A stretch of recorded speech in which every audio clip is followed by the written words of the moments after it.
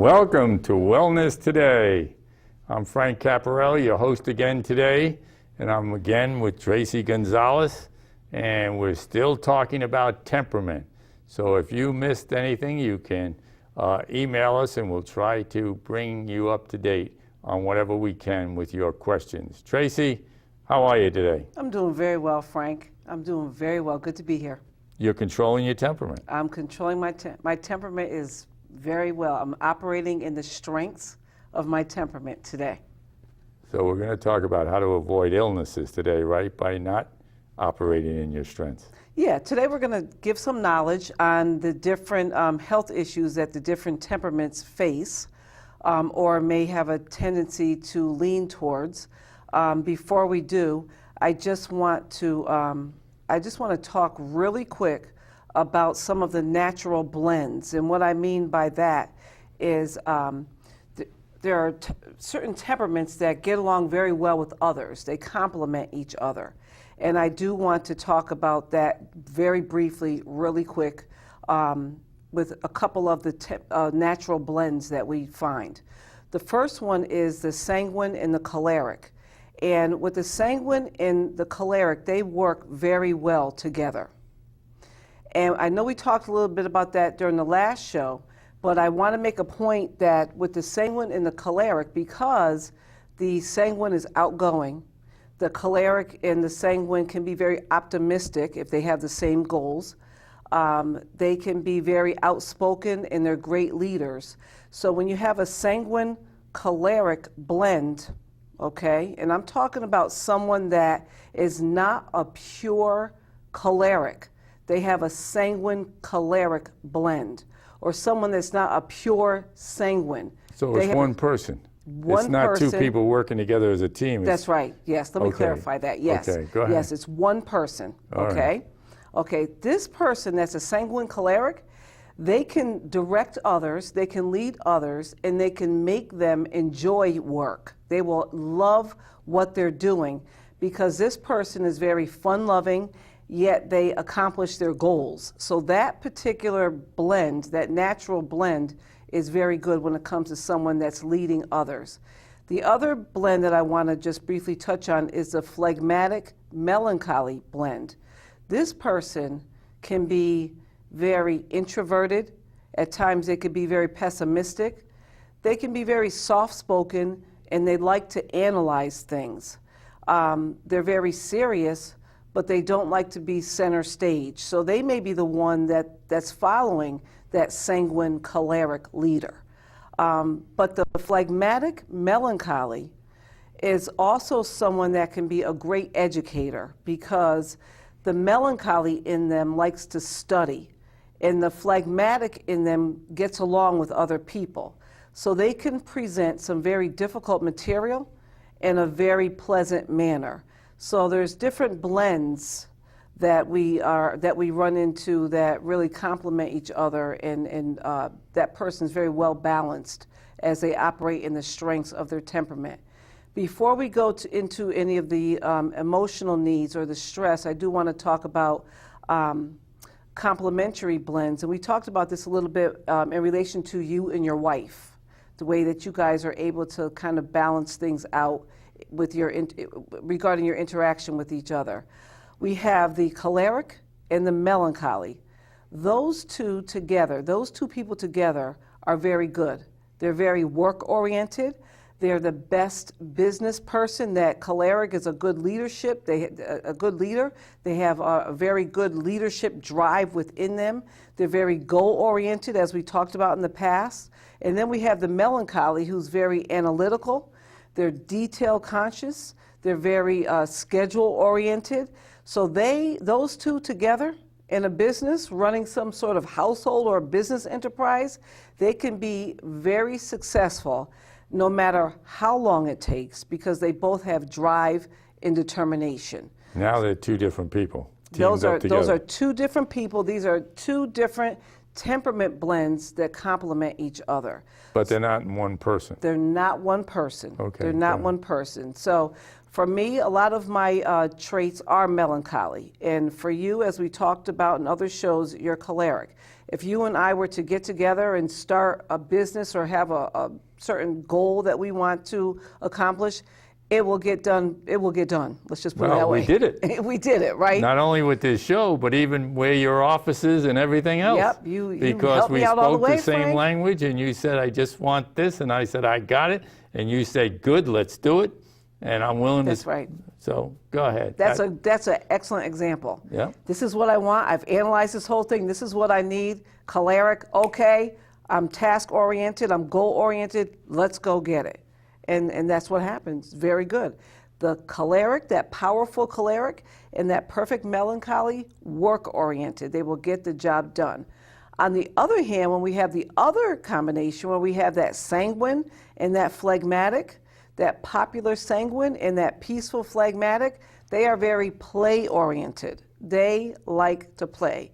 They want to take it easy and they want to have fun. They make good friends. People love to be around them. The phlegmatic basically tempers the ups and downs of the sanguine, keeping them very balanced. And then that sanguine person brightens up that peaceful phlegmatic so that they're not too low. So those two people are good in personnel work, human relations work. They're good parents, and they're very good with civic leadership. They're very good at taking a cause and rallying the troops, bringing everyone together and getting the job done in a fun way. So I just wanted to talk about that a bit because during the last shows we did speak about each individual temperament, but I do want people to know that there are blends that you could have as well. We can go through each and every one of the temperaments as well and talk about their emotional needs and stress. We could talk about that, especially at this time of the year where it's winter, we're going into a new year.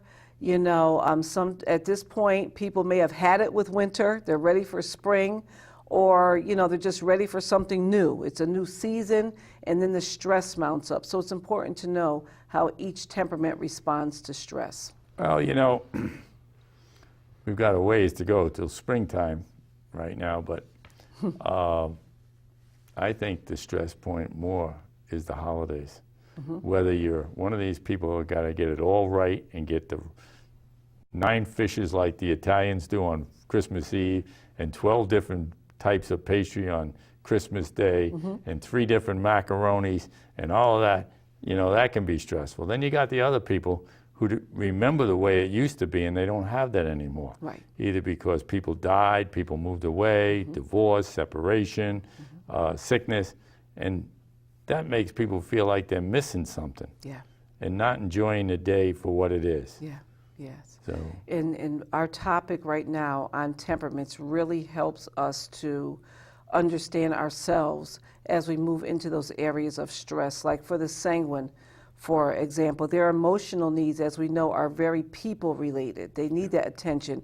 They need that affection. They need that approval. They need, they're optimistic. They're bubbly, you know. And when life is not fun, when they perceive that life is not fun, then they can become very depressed.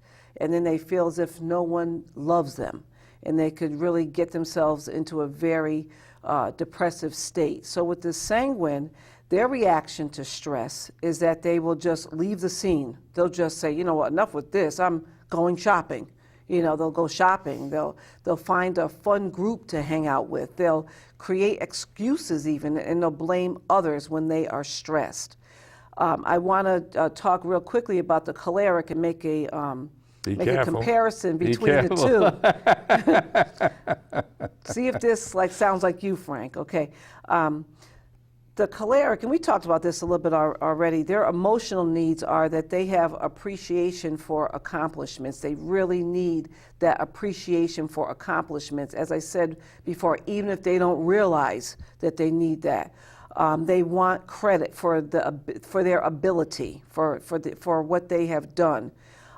With that choleric, because they are so task-driven and so goal-oriented, they like to achieve a lot. They want a lot of achievements. And they get depressed when life is out of control. That is the choleric. When people won't do things their way, they can become very depressed. So their reaction to stress is that they tighten the control. You know, they work a little bit harder. They exercise more, or they basically get rid of the offender. They get rid of that person that is standing in the way. And I'm not talking about anything rash or against the law. You know, I'm just talking about they kind of like get them out of the way. Unless, of course, we're talking about the extremes of the temperament, and we'll go into that a little bit later. I wanted to talk about the choleric real quick in comparison to the sanguine, because there's something very unique about a sanguine that a choleric does not have. The sanguine and the choleric are very energetic people. They are people that they love to be around people. They're task oriented, so they're okay with being around people. But that sanguine person has a safety valve. And what that safety valve is that when that sanguine person keeps going and going and going, and they're social and they're doing things and they're all over the place, all of a sudden, what we call this safety valve kicks in right before they're about to burn out. And it could look like moodiness, it could look like depression, and the sanguine could feel like, what's going on with me? You know, how come I feel so low? But it's that safety valve that kicks in to let them know you have to relax, you gotta rest, you know, take some days off, read, whatever you have to do, but just rest. The choleric does not have that safety valve. That choleric will keep going. They will go, they will get the job done, no sleep. They are just goal-oriented. They're going to keep on going. And if they're not careful, they could burn out. And then we have all kinds of health problems that we'll talk about in a minute that can pop up. So that sanguine has that safety valve. It's important for a sanguine to know that, because when they get to the point where that thing kicks in, if they don't know any better, they're going to think, what's going on with me? There's something wrong with me. I'm so low. What's going on? But it's really a time to relax and take it easy. The choleric needs someone to say, look, calm down, relax. You're just doing a little bit too much right now. And the choleric has got to know that person is looking out for their best interest. And do you mean that that's why I landed in London at 6:45 one morning and took off from there at 7:15 in the evening and was back in New York before I left London? So you're talking about your drive. You're talking about, what are you saying? Talking about the goal-oriented piece of you? I'll accomplish both things regardless. Yeah. I'll be home for my mother's funeral, but I'll get the job done in England. You got it done. Now she didn't, I had went to see her at 6 o'clock that night, got on the plane at 9-something in Kennedy, landed at 6-something, got the job done. At lunch they told me she passed away, got back on the plane and came back home. Only a choleric. And how'd you feel? I mean, I know your mother passed away and everything, but here you are going through different time zones and all kinds of stuff. I just, I made use of what was available. Went over on British Airways and came back on the Concorde. There you go. There you go, Frank. I think you got yourself pegged right. You are truly a choleric, truly. To move on with our melancholy, the melancholy's emotional needs are space. They need silence at times. They need a sense of stability. They like to analyze, as we talked about before, organize. They like to set long-range goals because of that organization tendency. And they get depressed when life is out of order. When someone does not meet their standards, that really stresses them out. And when they feel as if nobody really cares, that stresses them out as well. So their reaction to stress is that they withdraw. They might get lost in a book.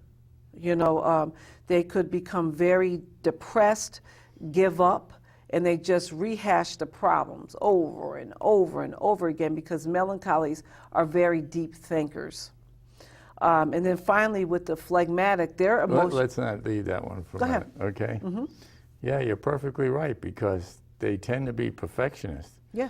And they can't find anybody good enough on the team to utilize. So what do they do? So they do what they can, and they do read a lot of books, this particular person, and that only makes the situation worse, because they now experience the way it should be done, okay? And that makes their team look even worse, okay? Rather than realizing I've got to build this team with encouragement.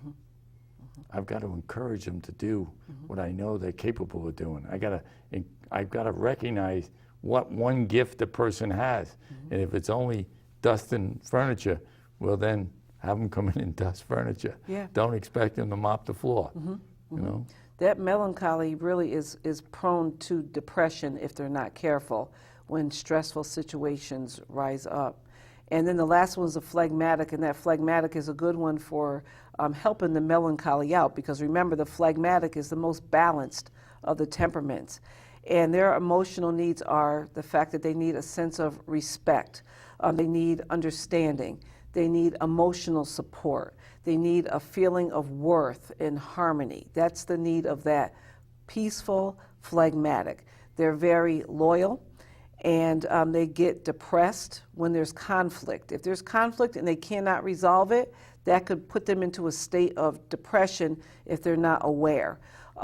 If they have that feeling of no one wants to help, their reaction to stress is that they hide from it.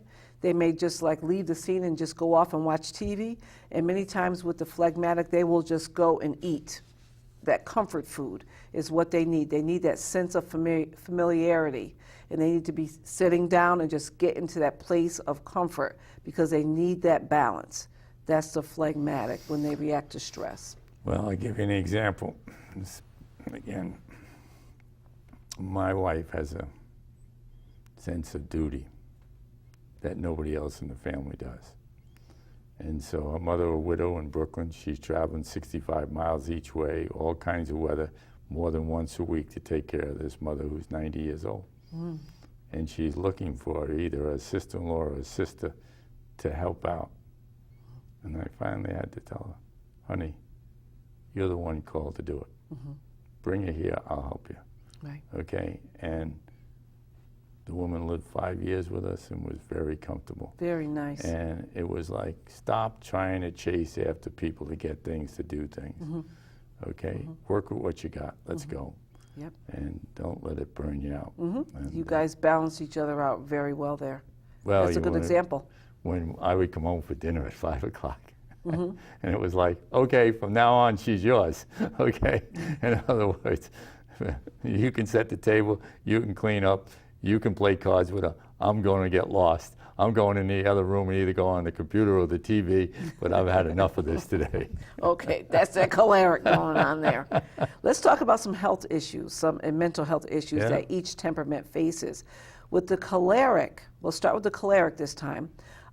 They can crash and burn in relation to health issues because, like the sanguine, they don't have that safety valve. That choleric, remember, is very goal-driven. So it's very important to know that, because when you know that about yourself, you're able to find ways to temper things, to create some sort of balance. So a choleric can find themselves suffering from migraines, chronic headaches. They could get hives, rashes, high cholesterol, because they're not watching, they're not paying any attention to how their body is affected by what they're doing. They're one that they don't need a whole lot of sleep if they have a task that they need, or a project that they need to get done. They can have cardiovascular disorders, hypertension, stress disorders. These things can happen because with the choleric, they become angry and they hold stuff in. And they may hold stuff in because they're trying to get something done and they don't want anything to interrupt the flow. So they're going to keep on going, even though inside they're totally frustrated and angry. With cholerics, and this isn't all cholerics, so I just really need to say that because this is what people could be prone to. There's a lot of determining factors. Your environment is a determining factor. You know, it really depends. But you can be prone to physical abuse, cholerics, I should say, and that is due to the way that they exercise power and control over others. We will see, if we were to do a study, and I'm sure there are studies out there, where if we look at sociopaths and these guys, these mass murderers, these calculating socio and psychopaths, a lot of them could have a choleric temperament, and they're operating out of their extreme weaknesses because they're goal-oriented, they're no remorse, they're just going and operating full steam ahead out of their weaknesses. With the choleric too, they socialize for gain. And so I say that because they may not be the ones that are, they're not really that prone to alcoholism, because for them they can balance things out because they want to drink with their future clients. Let's just say they'll have a couple drinks to socialize because they have a goal that they want to get done. They have a project to complete. So they might want to complete a sale, or they might want to get a promotion from their boss. So they'll do what the others are doing to reach their goal. So they're not as prone to alcohol or drug abuse as a melancholy or a sanguine. For example, a big drug dealer may have a choleric temperament, but they don't do drugs themselves. They're all on that business end. They're not doing the drugs, but they know how to push those drugs and make that money. That's a negative example, but it's one that people can relate to, It's real. Yeah, it's very, very real. That's why, you have people out here doing illegal things, and if they just turn that thing around, they could be, the president of a Fortune 500 company, you know what I mean? Because they have the strengths that it takes to get the job done, but they're just choosing to go about it in a different way. With the sanguine, their health issues are similar to the choleric because of that energy, but they do have that safety valve that we talked about. And when that safety valve kicks in and they don't understand what's going on, they are prone to depression. They are ones that can be diagnosed with bipolar disorder because of their mood swings. And their mood swings are basically part of their temperament. But if we don't understand this, it's so important to understand these things, because instead of having someone struggling over a diagnosis, once they understand the strengths of their temperament, they can live a very happy life, without struggling with a diagnosis. Let me ask you a question. Go ahead. That you touched on so many things here that relates to me. That it really gets you in a situation where you are paying for it with your health, and your gold isn't worth it. It's like people who overeat. You just mentioned the person who retreats to eating. Right. I tell people, there isn't anything you put in your mouth that's worth a minute of your life. So if you're smoking, stop it. It's shutting down your life. If you're drinking, cut it back. Save your liver. If you're running up your cholesterol because of your eating habits, get rid of the improper fats. Go ahead. Let me ask you something. Would you say, taking into consideration that you are a self-proclaimed choleric, if there was a health issue that you found out about for yourself personally, are you one that is able to take in that information, find out the steps to take care of this problem, and because of your tendency to be very goal and task driven, are you able to change things around rather quickly because of that tendency to take that information and get a job done, even if it pertains to your health? Oh, definitely. I'll give you 3 examples right off the bat. One is when I was 34 years old and I had high blood pressure. Okay, the stress I was under working for the wrong company. The girl told me to cut out salt. I cut out salt. Now I love salt. I love salty things. Boom, blood pressure back to normal. Right. When they diagnosed me with cancer, boom, what's the treatment? Let's go. Now, I didn't give up my goal, okay? I spent 4 days a week at chemo, 8 hours a day, but I still was the top salesman that year, and my rookie was still the top rookie of the year, okay? So you can change your direction and slow down, okay, which I did tremendously, okay? But yes, we can be goal-oriented definitely to stay alive because we have a job to do. Right. Right. With 3 minutes left to go, what do you think we got? Okay. Well, with the sanguine, I'll quickly go over this. With the sanguine, they have a low suicide risk because they have a bounce-back attitude. Suicide may be a ploy for attention. We're talking about mental health here. It may be a ploy for attention, and if they go through with it, it's usually by accident. They didn't really mean to do that. They do have a really great way of bouncing back. So it's very important for the sanguine to understand that. And they can turn to alcohol or drug use in order to adapt to a crowd because they love to socialize. So they have to be very careful. They can have a negative peer group and they can have a positive peer group. They could adapt to either one. So they have to be careful with that one. With the phlegmatic, remember, they're the slow ones. Even if you look at that word phlegmatic, it has the word phlegm in there, something that's very slow. Some health issues, poor circulation, slow digestion, weight gain, obesity, frequent colds and flus. They like things pretty status quo and balanced, so they're not ones that are really prone to depression. But with kids, they are ones that can be diagnosed with oppositional defiant disorder because they can be very stubborn and misunderstood. And for the phlegmatic, drugs or alcohol is a way of escape because they want to keep the peace. Do I have time to go into the last one? One more, and real you're quickly? good. Yep. Okay.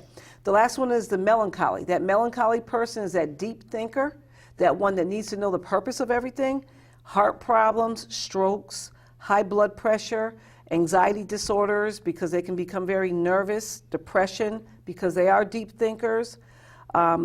They are the ones that have the highest tendency for suicide, and drug abuse and alcohol abuse is something that they use to alleviate their pain. And I hate to leave us on such a down note, but it's very important to have this knowledge because when you have knowledge, as I said a while ago, knowledge is power. And when you have knowledge of your temperament, then you're able to really understand why you react to certain things and why you do certain things and change those negative behaviors. Well, I always say, thou shalt know the truth, and the truth will set you free. There you go. If you apply the truth to your life, you won't be deceived and you won't be paying the penalty. That's right. So I hope you enjoyed our show today.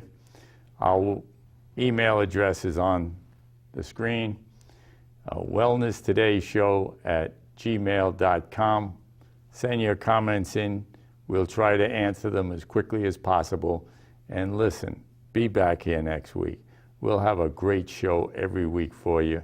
And I want you to grow in physical, mentally, emotionally, and spiritual well-being to enjoy your life once and for all. See you next week.